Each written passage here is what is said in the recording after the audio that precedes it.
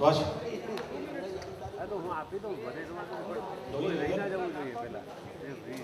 Cordless दो है क्या नहीं?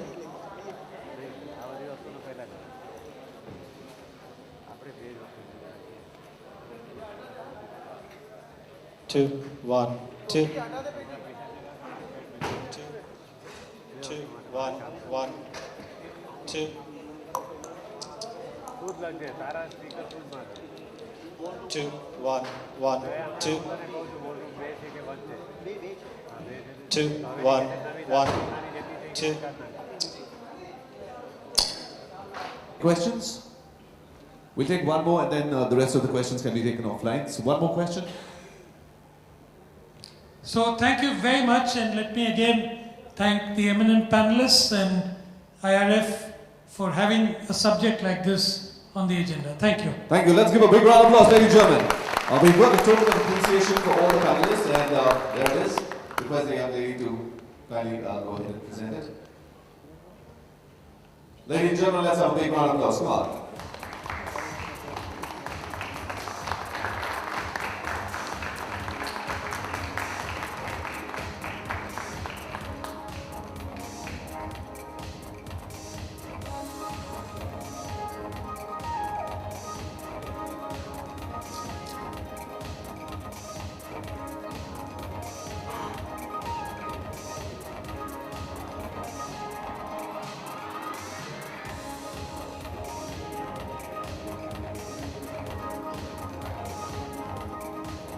Very interesting session. I would request you to kindly sit down. And this is about the fundamentals of funding and key contents of a successful pitch.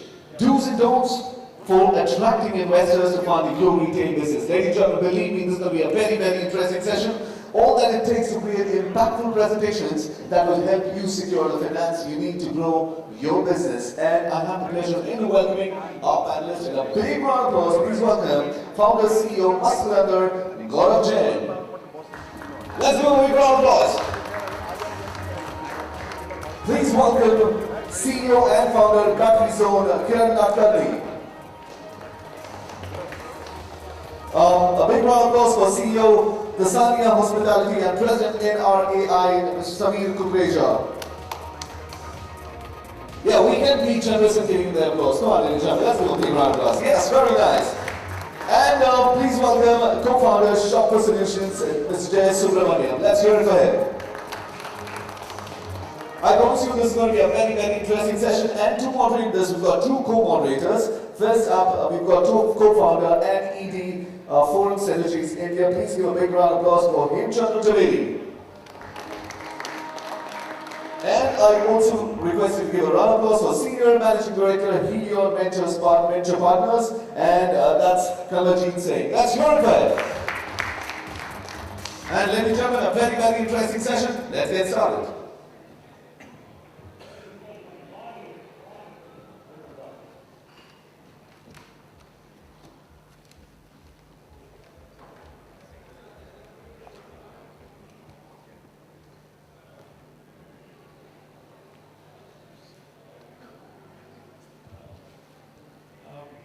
Thank you so much for inviting us here and participating in this session.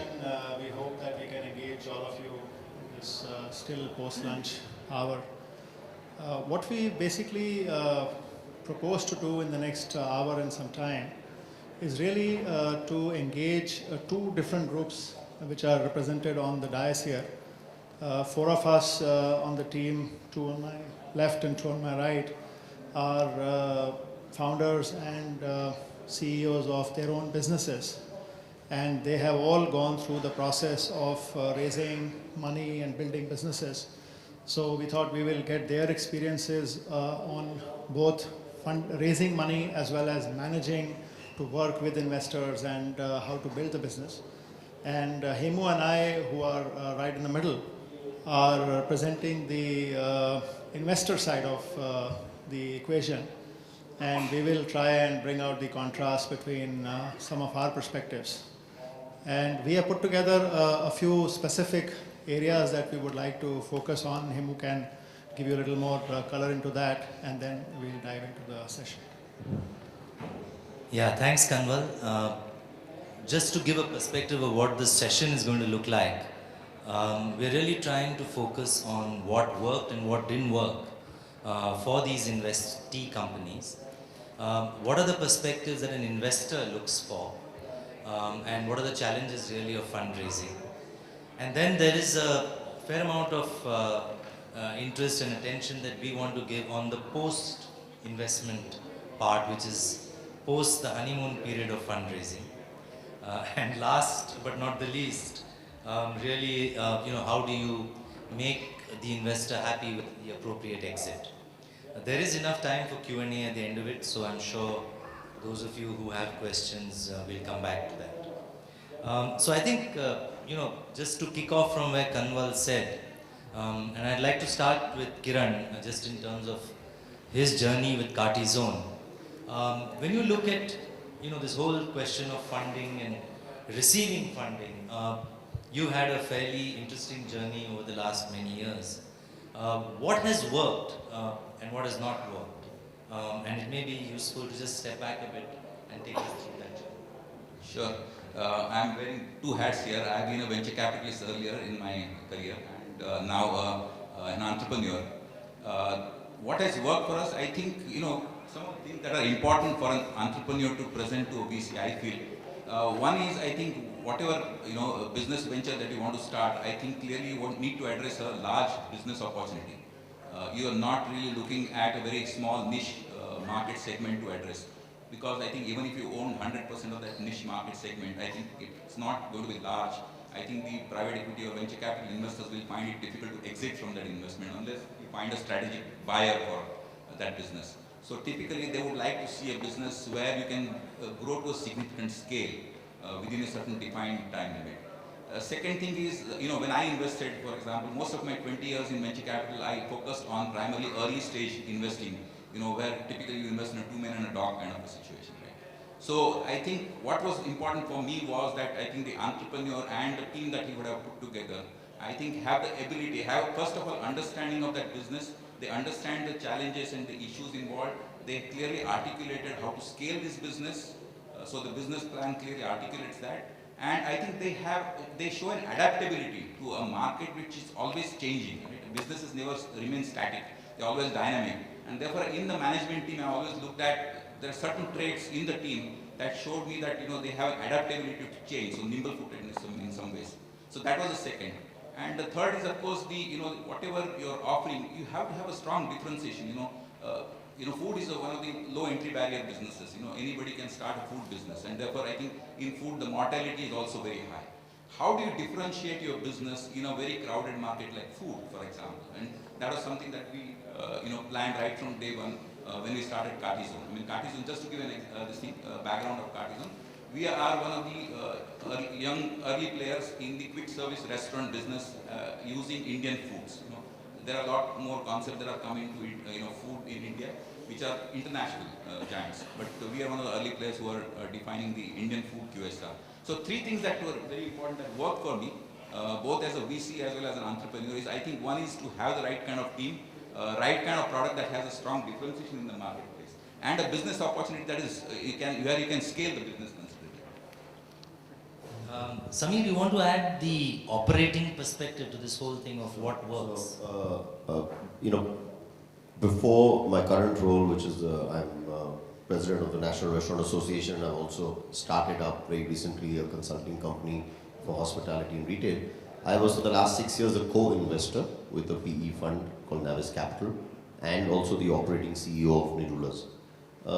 So from an operating perspective, I think it's very important, in a very simple nutshell, Elbow, to be on the same page as your investor. Choose an investor who you have, besides the numbers and the agreements, you have a rapport with, you are on the same wavelength, and inshallah, you have to make it work because you see so much of your damn investors that you don't have a choice, that you have a good actual relationship with your partner who's on the investee side. So, and I think from an operating perspective, I've been involved in helping, Sanjay Narang, who used to run, Gordon House, Jazz by the Bay, Mars Hotels and Restaurants, sell a stake to Navis. And I was in co-invested with Navis and Nerula, so I've done the buy and the sell. But I think also there has to be a lot of realism. So often I'm seeing and I've heard, business plans and 5-year plans, and they're made too early in the investment. So yeah, if you're making a business plan with a promoter who's staying on, and be realistic, so don't be over ambitious. It's better to be realistic and put in an extra couple of percentage of the sales for marketing. It's better to be realistic and put in buffer for the extra capex for the outlet growth as you're building for 5 years. So that when you look at that result at the end of the year, you're not looking at, versus the 5-year, which was made in 3 years ago. And at the end of I was a co-investor for 6 years. After what? We made a business 5-year plan after, they made one before the investment, which was a mistake. And we made a fresh one after 1.5 years. And then a year later, we tossed it out. And we moved to annual operating plans. And saying that the market was changing so much, there was the financial crash, the Bombay blast. There was action happening every, 6 months. So we actually, be realistic. Be realistic in terms of, as a promoter, what you commit. Whether it's in terms of roll-ups, whether it's in terms of sales growth, in-store sales growth, or in terms of cost optimization.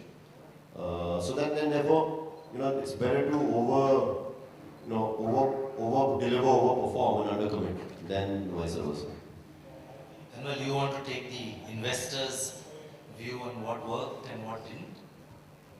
So I think one of the interesting dilemmas for us as early stage investors is this question gets asked all the time, saying why are there so few investors and why are people not investing in quote-unquote traditional businesses and retail and food services being one of them.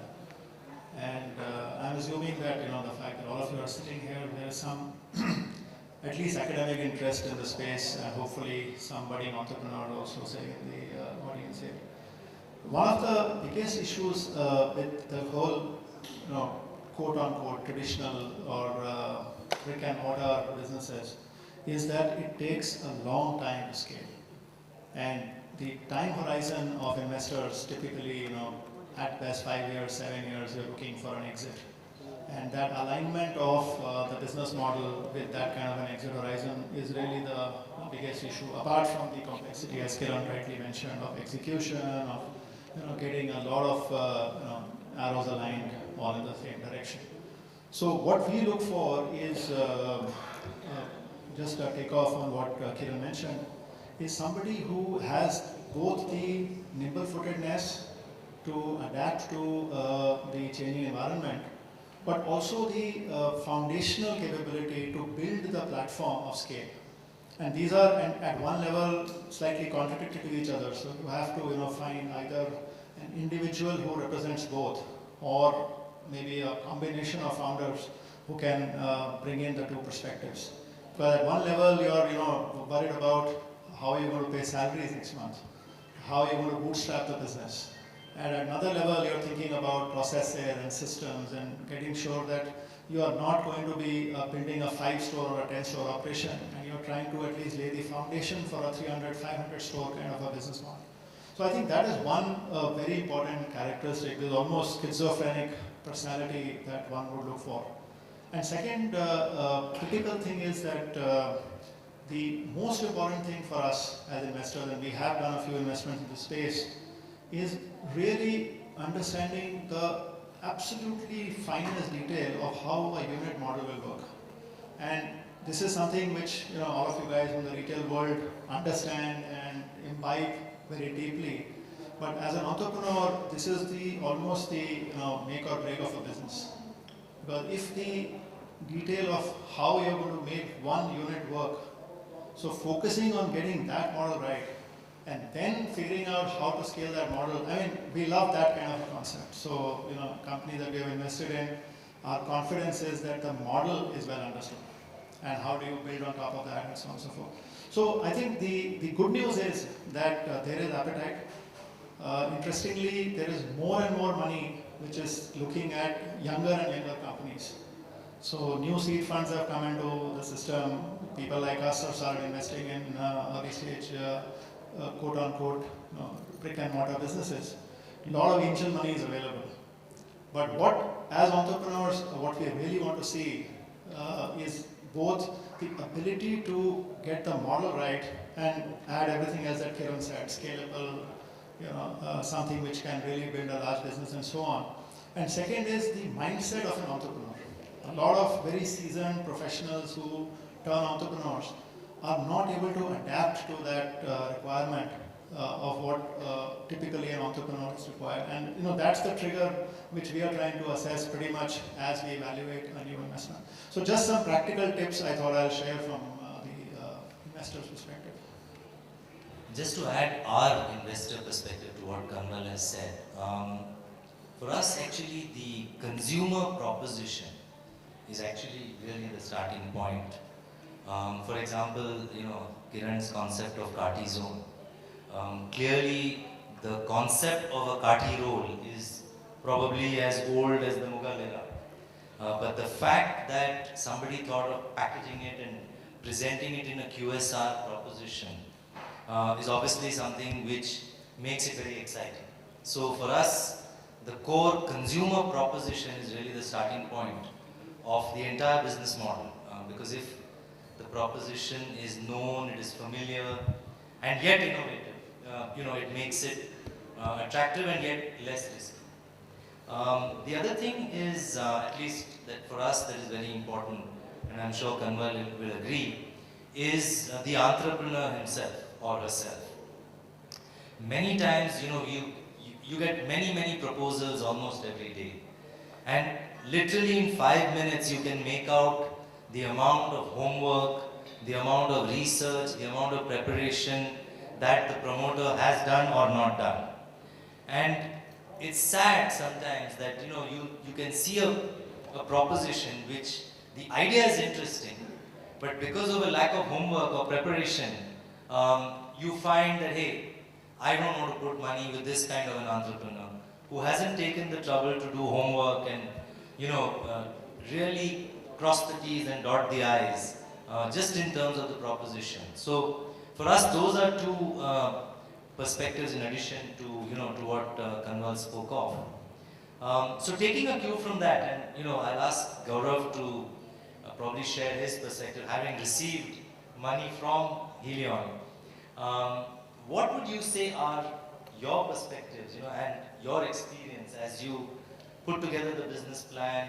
What were the things that Kanwal provoked you or supported you on? And what was it just in terms of the preparation of the model that you were able to do to make it work? See, one thing which I want to tell everybody right in the beginning is we started Maskalandar a few years back, and me and the other co-founder Pallavi, we both were not from the QSR or the hospitality industry. So what really worked or not worked for us is kind of an oxymoron, because we are not from the industry, we could think very differently.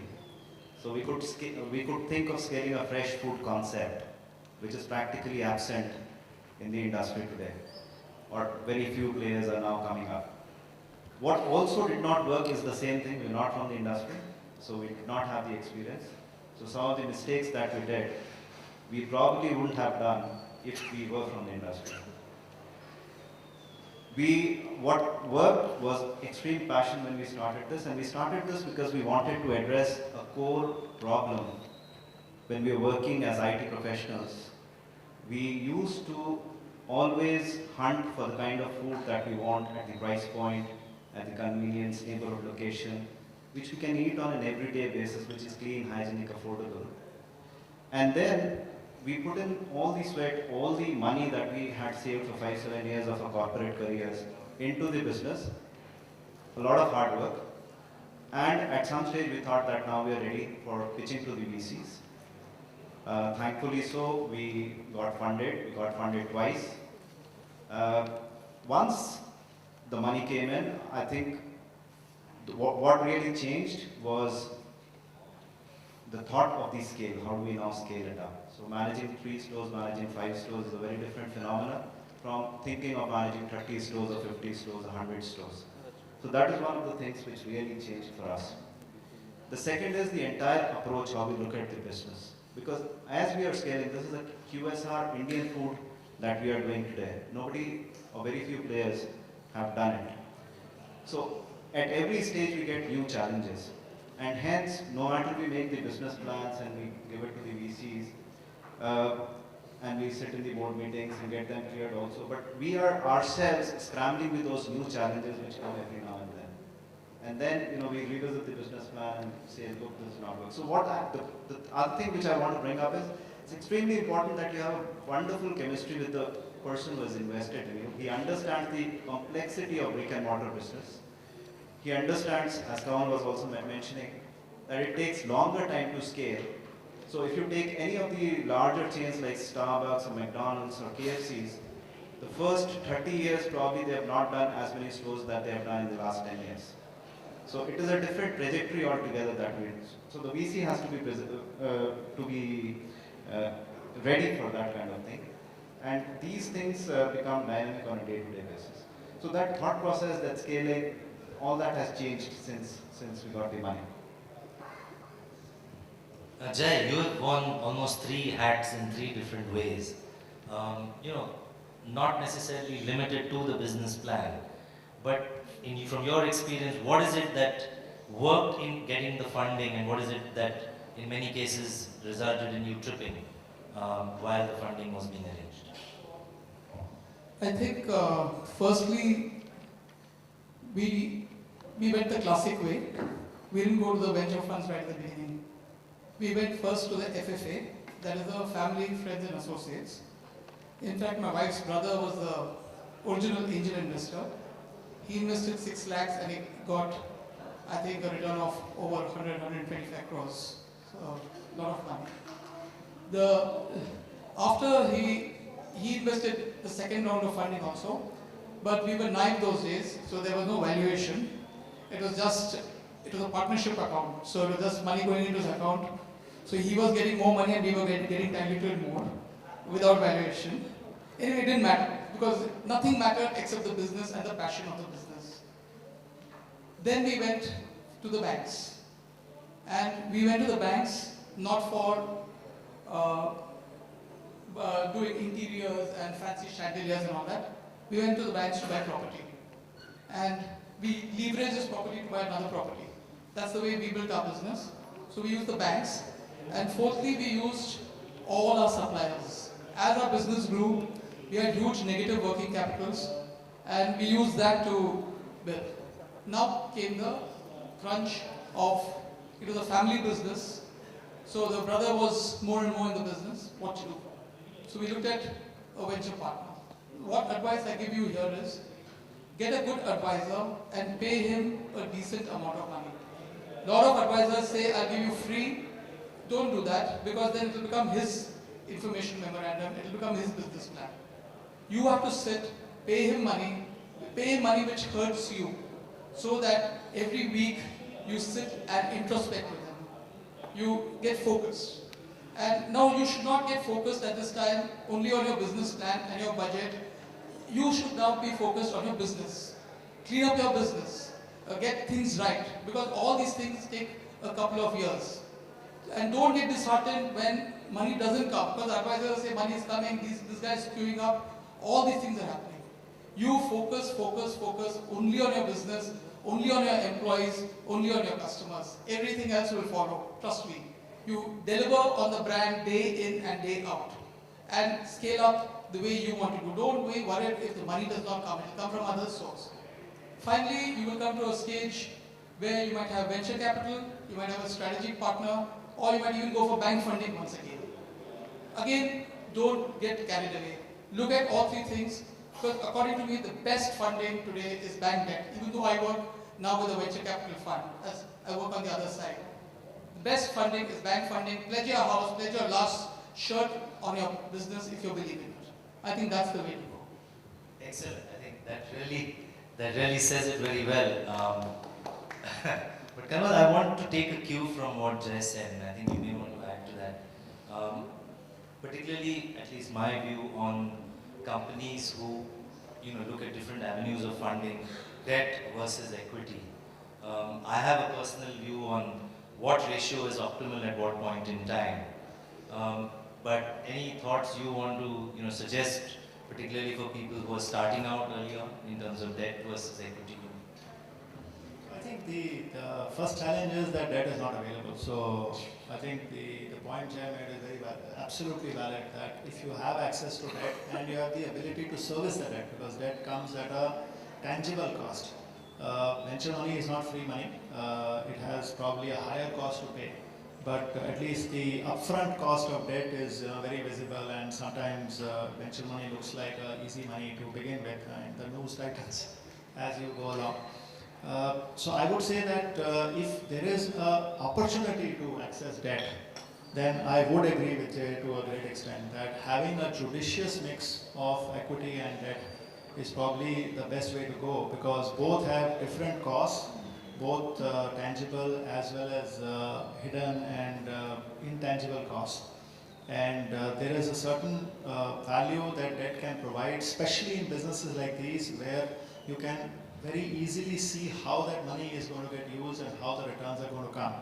I mean, we also invest in a lot of technology companies, so I would certainly not advise anyone to take debt for an e-commerce business, for example, because these are much further out kind of break-even models. So to answer your question, I would certainly say that I would probably go more for a balance between debt and equity rather than one or the other. What ratio is very dependent on individual situations. I think one small point I want to make here as we talk about funding and the opportunity. I think the biggest thing that we are starting to see in the last few years, last 5-7 years, is the access to money, especially equity money from not just VCs but the other ecosystem, is prompting a lot of people to turn entrepreneurs with a time horizon of saying, oh, 5 years I can make several $1 million. So this get rich quick kind of a formula, that is not, I think that is never going to work. So the slow and steady way, I think all the people sitting on the dais are going to tell you the same thing. Start with the passion, start with the belief that you want to really build a business that you believe in.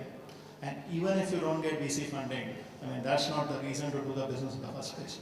So even if there is friends and family money, even if there is some other small source of funding and you have to keep working at it, it is still worth it, because in a certain point of time, the business reaches a stage where, in fact, there's a saying which says that the time when VCs want to invest is when you don't need the money. So that's really at least the mindset to go with. And we find a lot of people come to us saying, I have a plan. I am not going to start this business till I get a VC funding. I mean, we would rarely ever do an investment like that. We are saying, put your skin in the game. Write a check for 10 lakhs.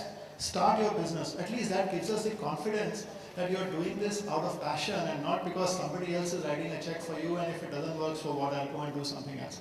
So that is my most important learning in the last 10 years in the venture industry, is get rich quick is not going to work.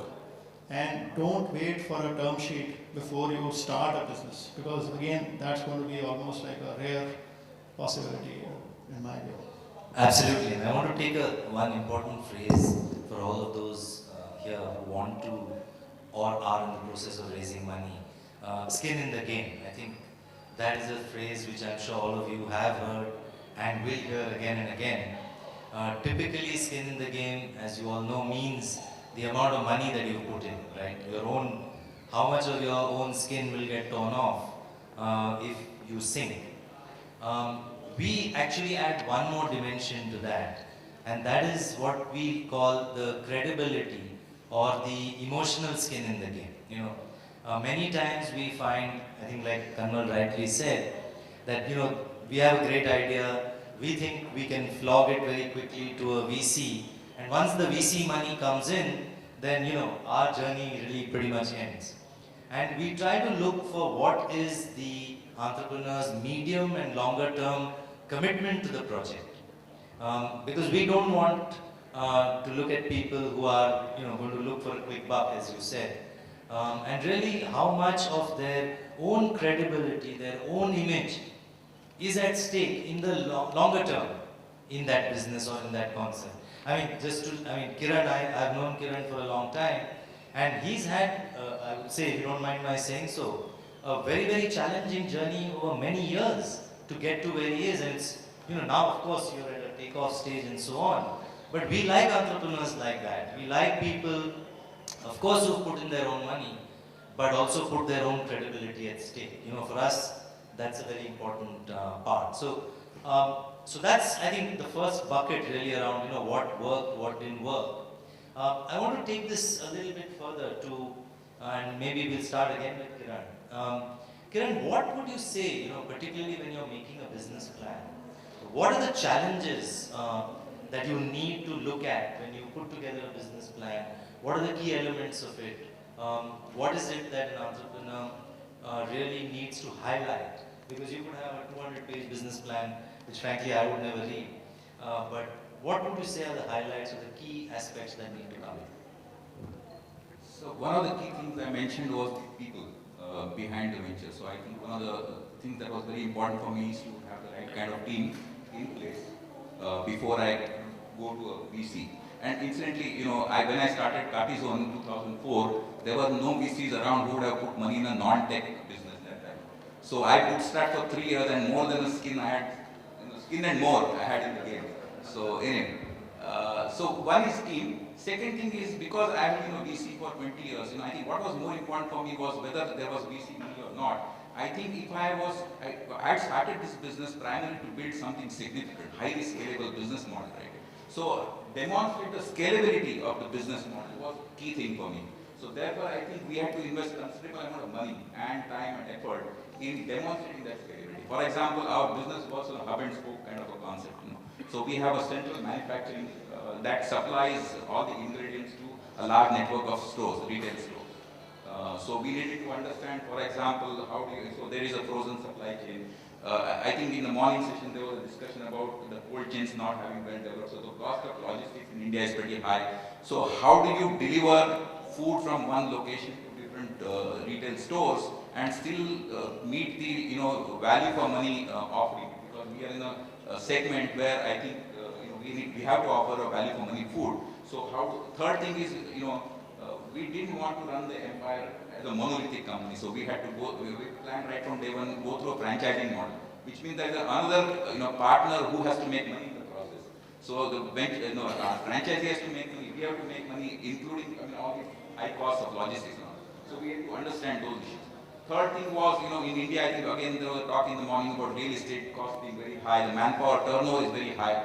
So finding the right kind of retail formats that were appropriate and could deliver the promises that we were making to the franchises. So, we looked at both the dining formats and the takeaway formats. And one of the good things for us is, the way we have designed our venture is that our food is such an easy to-go kind of a product. You can consume it on the move, you can consume it in a bus, taxi, flight, whatever.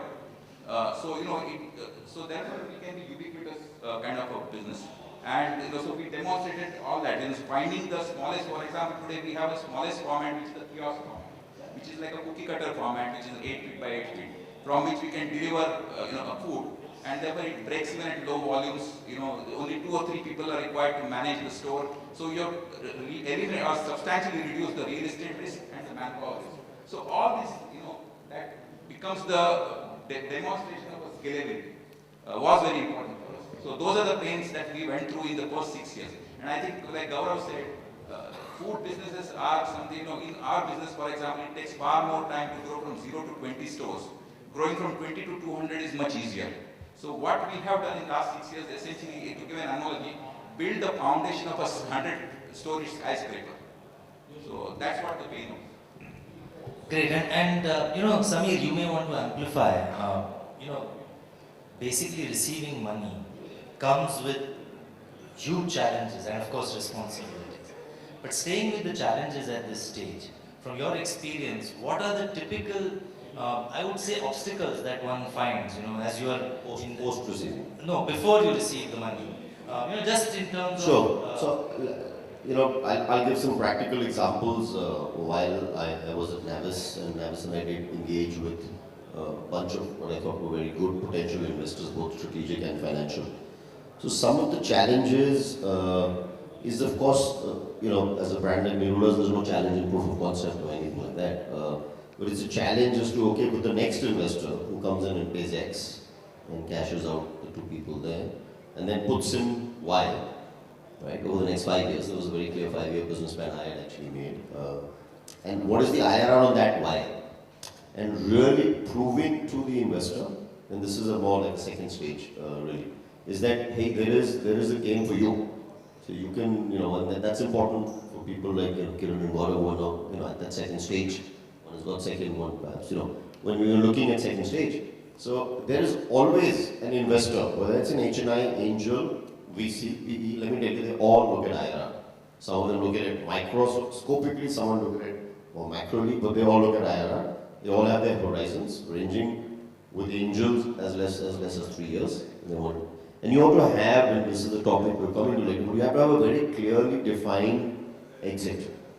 So if you're looking at getting funding, and you're early stage, you're startup, you're growing, you've got to be able to tell the investor, hey, here's the plan and this is how, because not everyone can do IPO, right? You only need a certain scale and size of business to be able to IPO. So if you're not going to be able to IPO, you have to have a clear understanding when you're fundraising as how you're going to give an exit option to the investor. I think that's very, very important. That is a challenge. And you have to give an exit option, obviously not guaranteed, but where the person sees, okay, hey, this is possible. In 3 to 5 years, if I want to exit and IPO is not happening, I can exit and I will get a return on my investment, which meets my internal IRR norms, whatever they might be. So I think, then of course, I think one other key challenge which I saw on this was that, so if you're a regional brand and you're trying to go national, and that was the case with Nerudas. We took it from 35 outlets in 2 cities to 85 in 8, but pretty much north and central till I left. We had signed up people in other parts. Is that how you're going to succeed with your brand and your concept? And this is applicable to a retailer as much as to a beauty parlor or anything, anyone in the retail business across India. Because there is a lot of local competition. There are very strong local players in every segment. So for Kiran, Nizam's Cartridge is a very strong player in the north. Right? And you have to really, proving that to the investor is a challenge. That, when you're in 7 cities and 6 of them are North Indian, then saying, hey, I am going to rock in Bangalore, Hyderabad, Chennai, and I have a franchisee, and I have location set up is fine. But actually convincing the investor that you will be able to successfully expand nationally and keep the brand will successfully penetrate and enter new parts of India. I think that's a challenge when you're a regional player trying to go expansion. That was a couple of the challenges that I faced. Great. Taking a cue from what Samir said, I think I just want to ask this question possibly to Jay and come back to Gaurav. When you look at an investor, and now of course you sit on this side, and so it's probably applicable what you look for in an investee. What are the key qualities that you look for? I think it's a given, at least we believe that an investor-investee relationship is a marriage. So there is a long-term stake. But just in terms of what are the key things to look for and what are the things more importantly to make sure do not exist in that relationship? I think it's a very easy answer. We chose the Tatas. So I think the Tatas epitomizes everything which you should look for in an investor. So we had a venture option, we had a strategic option, we had a bank option. We went for the Tata option because we wanted to do other things in life. Because there is a life beyond your business. Please understand that. And we wanted to be in that life. So that's because if you work with a venture partner, you have to work on a treadmill for the rest of your life. Because he will make you work non-stop. So if you work with a strategic partner, he wants you out. Okay? So he wants you out, so we wanted to party, so it suited us fine. So I think we chose the Tatas because they were the best thing to happen to us. Okay, I am ready with your answer. So I think there is, he's absolutely right. And to give you the 180-degree perspective from the investor, there are 2 challenges that we face when we are looking at entrepreneurship.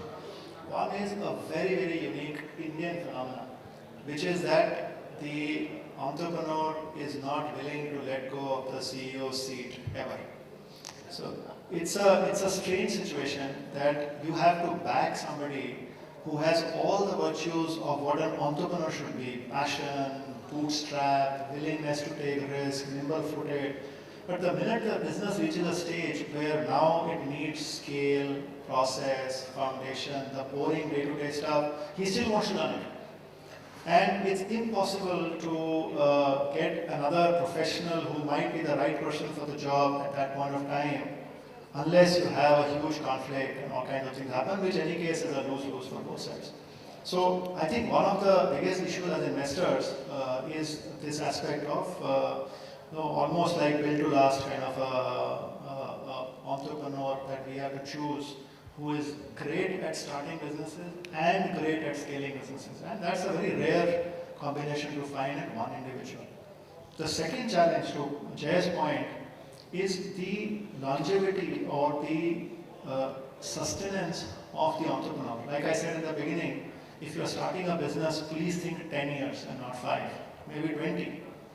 But what we start finding in India, and I've been doing this for over 12 years now, is after 5 years, and having worked hard and now there's a VC already invested and all, suddenly the entrepreneur starts feeling fatigued, or starts feeling, how do I get some money out? How do I now start creating some wealth for myself, and so on and so forth. Maybe not Mercedes. Audi is the new one.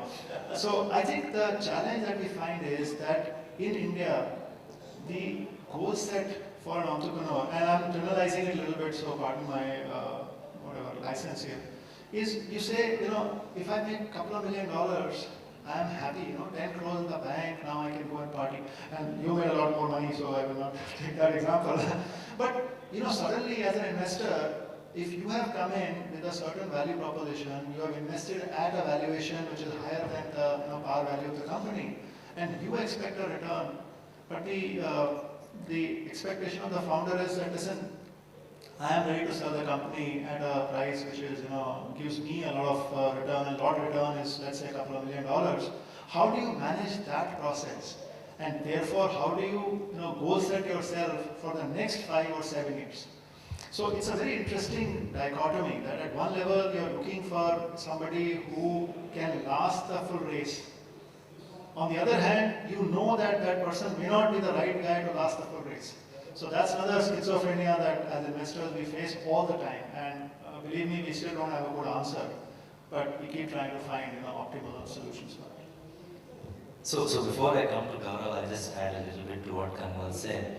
And this is something that you may want to consider if any of you are raising money or already have raised money. At least I like to look at this as in many ways a marriage, right? And in the courtship days, very often you find everybody saying, yeah, don't worry, we'll do this, we'll do that, we don't mind an exit, our return expectation is only so much and so on. And then once, the agreement is done, that's when, after, I think Jai was talking the honeymoon period earlier when we were talking, that after that, that's when, the real chips start getting laid on the table.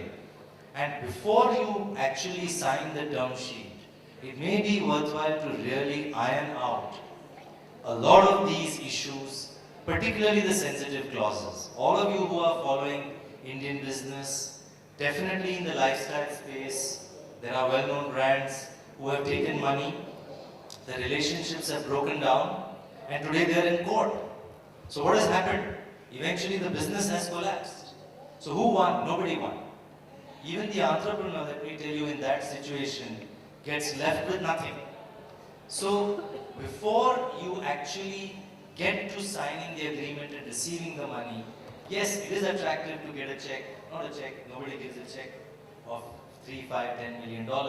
But everybody, it'll be worthwhile for you to really spend time, even if need be writing out what are the key clauses or what are the key parts of your destiny, if I was to call it that, before taking the money. Because if you believe in your concept, as I'm sure both of you did, you will find an investor. There is enough money out there. And eventually, don't forget, as investors, we also want good deals. We also need good companies to invest in. So if you are able to do that homework before taking the money, you'll have less grief and less financial loss. later on. So Gaurav, just to sort of take a cue from where Kanwal left off, how do you see this whole choice of an investor panning out? And what have been your experiences, good and bad, and feel free to, take pot shots at Kanwal as you think fit. We can send him out in a while. We raised money twice. We have two institutional investors on board, Footprint Ventures and Helion. And every time we raised money, we saw the people behind the money as to who's the person who's coming on board. And no matter we get into the discussions regarding valuations, the amount of money that we take and the business planning and all, but really want to make sure the person who's coming on board is probably as passionate about the business as you are. He believes in the dream as much as you do. And he will probably bring in more value than the money. And believe me, that is more important for the business. Today, I have had experiences twice that is of incredible value of the other things that the investor brings onto the table. So in both the instances, I think right from sorting out the business processes to framing the business plan, to recruiting the right team, to making some of the strategic decisions. One, whether the investor is passionate and driven to make those decisions.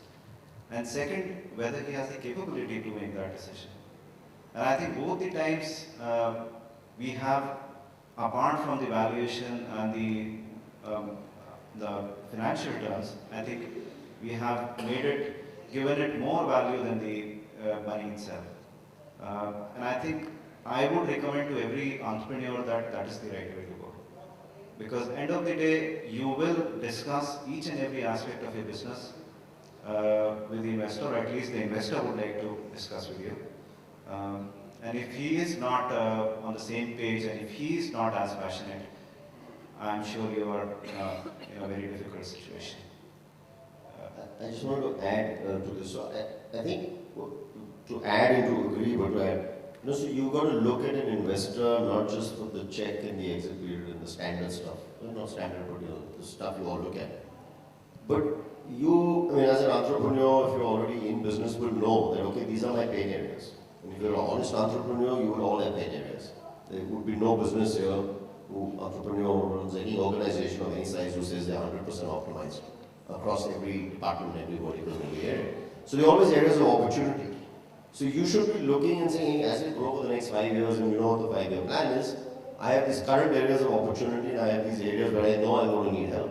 And does this investor, or the panel of 3 investors you shortlisted, which of those investors has the capability in the organization or the farsightedness to invest in a capability if required, to bring you that external skill set and bring that value onto your board or to your business, which helps you achieve that eventual common goal of scaling up profitable growth. And there are definitely areas of opportunity.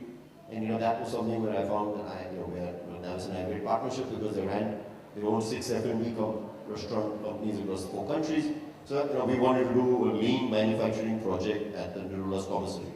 And they sent in an expert who spent like 2 months helping evaluate, scope the project, meet the potential partners to do the project, choose, and actually come in and look at the execution. And it gave great results. It gave 4x of what we paid the consultant in the first year. So, but that external expertise of someone who's done lean manufacturing. So again, I'm just giving you a specific example, but there are always opportunity areas. And yes, there are lots of great investors out there who will either have that capability in-house or who will say, what the hell, it's a good company, I am going to invest in a third-party consultant or someone to add value to my investing company. Yeah, absolutely, and I think very well put, Sami. Jay, I want to just shift gears a little bit, and particularly at an early stage in this whole funding cycle, I don't think the entrepreneur really thinks too much about the exit. And as you all know, for an investor, the exit is, when it all comes true. What are some of the tips that you may want to give to this group that, in terms of planning for the exit, it's clearly too far down the road for most people to think, because you're really thinking, hey, I need to get the money first. But what were some of the thoughts that you had at that time, or you think, this group needs to look at? I think the starting point is, it's paradoxical, but you never talk about your exit to the investor right from the beginning. You never talk about your exit, even though he wants you out after some time because he thinks you're not the MBA, you're not the, all those things. You don't have any of the things which a venture guy wants, except that you know how to make money. So he wants you out at some time because you don't have the qualifications. So I would say exits, we strategize exits like this. What are the ways of exit? You are a small business. Don't get disheartened if it's a small business. Small businesses can be sold to other small businesses, or you can buy another big business. So that's one way of exit, right? Because your venture fund, the moment you give him exciting stories, he's willing to back it, he'll bring other people to back it. So think laterally all the time. So that is one way of exiting. Easiest way of exiting is selling your business to somebody else. So early stage investments either close down and wither away, or they get sold to somebody else. That's one way. The organic expansion and your inorganic expansion. The second is, don't stop thinking. Bring in new ideas, follow the trends, and you will come across big ideas. Practically every year you'll have one big idea. And bring your employees into your business all the time. Let them also think tank. Don't have outsiders only doing the thinking. Your employees have to think along with you. And ideas will come, trust me, ideas come from the employees. Good employees, good team, give good ideas. So think of other ideas how to allow the exit. The third is keep building your brand. Even if it's a small brand, like I'm seeing a lot of passion here with Muscalandar and Cartizone. They're very passionate about their brands. Just keep, because at the end of the day, brand gives you exit. So I think if you look at it for early stage investments, it's strategic thinking and brand building. This will give you exits. One question which I'd like to come back to both Gaurav and Kiran, at least as an investor, and I'm sure Kanwal will back me on this. One of the key attribute set that we look for is values, ethics, a willingness to invest on good governance, very basic what I would call core values. I think we all know that we should talk about them, but it will be useful for you to just share some of the things you've done to implement good governance, basic environmental friendly policies and so on. I think that's a good point. Let me start from the fact that a lot of people think that they can just go around and raise money and they don't get their basics right, which is they don't have a clean company. And what do I mean by a clean company is that they don't get it registered properly. It's running as a partnership. Your dad is the CFO, and you've hired your best friend as the marketing officer, or probably your sister-in-law as the marketing officer. Yeah, so those kind of things don't work with investors. So I think first and foremost is that you get the basics right. You have a proper company, which is a legal entity, and you make sure that you fulfill all these statutory norms. So as you scale, there will be other challenges. So over a period of time, you will find that all your systems, processes, your corporate governance, everything is in place. And I think when an investor invests, one of the processes before the investment is the due diligence exercise. And many of the companies I have come across have failed at this stage, in which they don't pass through the due diligence exercise, which means that they have not fulfilled the norms properly. And at least I am aware, and Kaval and him who can add on to that, that none of the VC companies will invest in a company which has failed this exercise.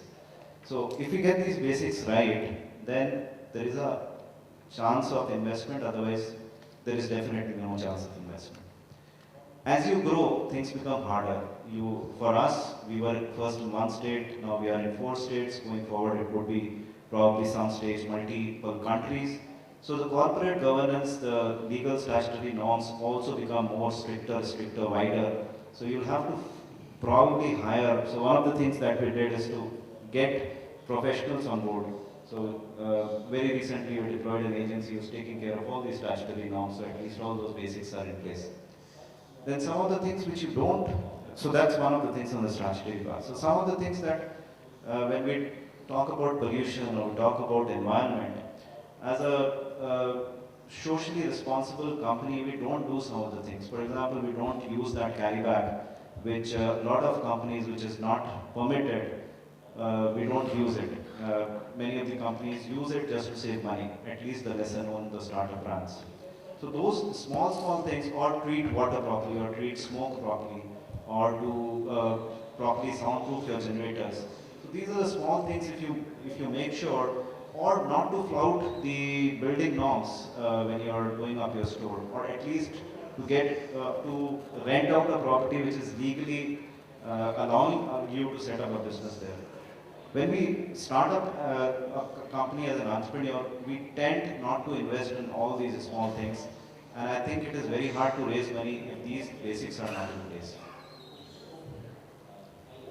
Yeah, one, I think like Gaurav said, it's not a family firm. So clearly that is demonstrated by the fact that the kind of people that we have. Second thing is, everyone in the senior management, for example, in our company has an ownership in the company. So that goes beyond a certain level. So they are not just employees, they are in some stakeholders in the business. That's a clear demonstration to both the VCs as well as to the outside world that we are a truly professionally managed company.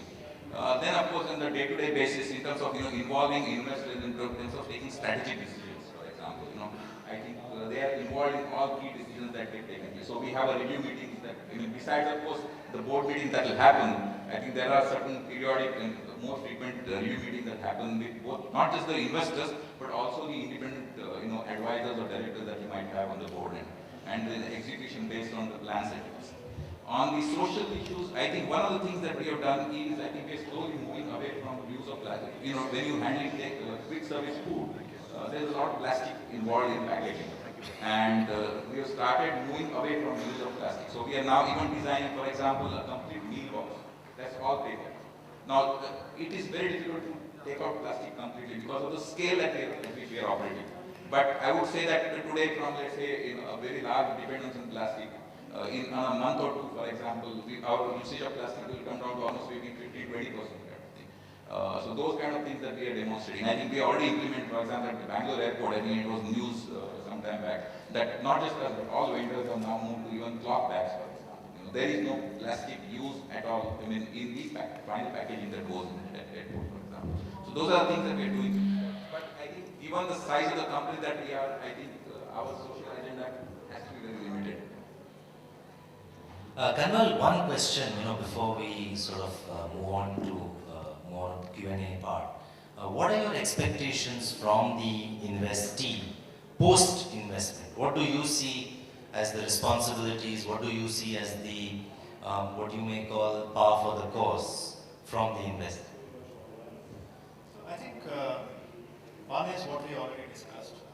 Basically expecting a very high degree of ethics, corporate governance. Essentially, as early stage investors, we are really putting money behind a team. There is not so much business to show, there is not too much of collateral, there is not something tangible to amortize against the cash that you are bringing in. So your trust and confidence that these founders are going to build an ethical, morally strong, socially conscious company, I think that's the fundamental thing. And both are high cash businesses, which I guess a lot of retail will end up in. I think the second thing, which is one of the learnings for us as investors for a long time, is typically the entrepreneurs tend to become less communicative if things are not going well.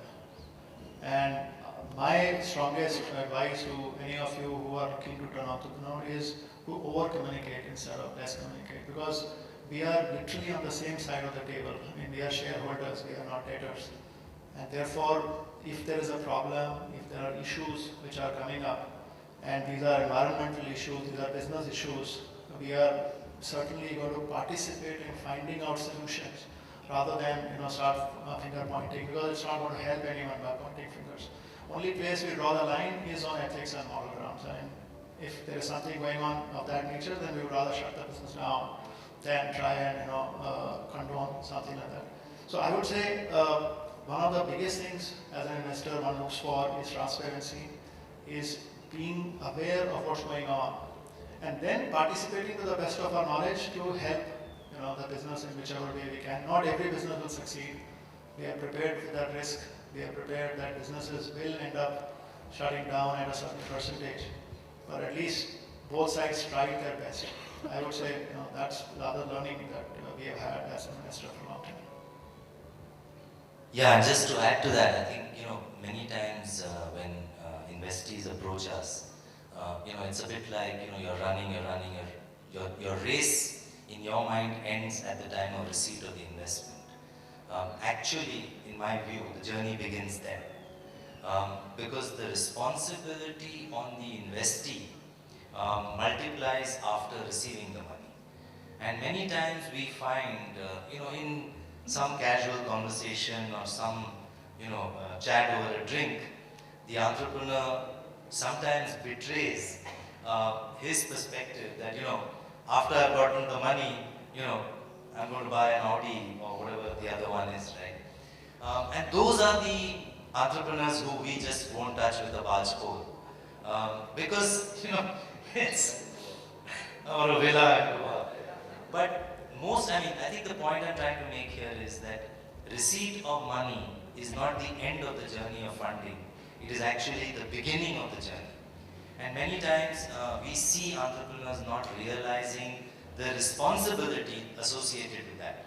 After all, as investors, some of it is our money, but all of it is not our money. So we are also accountable to someone to return that money with a reasonable return. And like Kanwal rightly says, there is a certain risk in this. So you're willing to digest that risk. It's just that you are not willing to take risk where it is not required. And particularly nowadays, when as an investor you take board positions and you're on the management committee and so on, you have a lot of legal risk as well, which many times the investee does not realize. And like Kanwal rightly said, eventually we are on the same side of the table once the investment is made. And many times the